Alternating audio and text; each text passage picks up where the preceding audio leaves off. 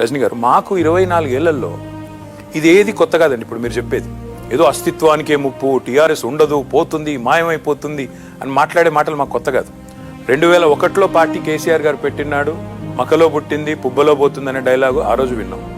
2004 తర్వాత కేసీఆర్ గారు యూపీని వదిలిపెట్టిన తర్వాత 2006లో వీళ్ళకి అస్తిత్వం ఉండదని మాట్లాడిన మాటలు ఆ రోజు విన్నాం.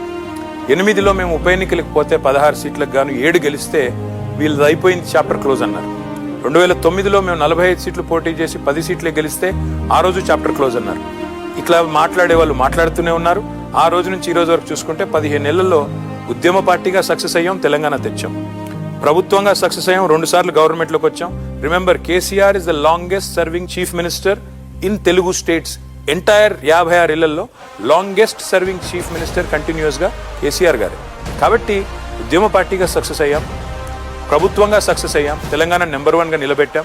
కొన్ని కారణాల వల్ల అవతల వాళ్ళ అరిచేతిలో వైకుంఠం చూపెట్టడం వల్ల ఈరోజు మేము ప్రతిపక్షంలో ఉన్నాం. ఈరోజు ప్రతిపక్షంగా కూడా నిర్మాణాత్మక ప్రతిపక్షంగా తప్పకుండా విజయం.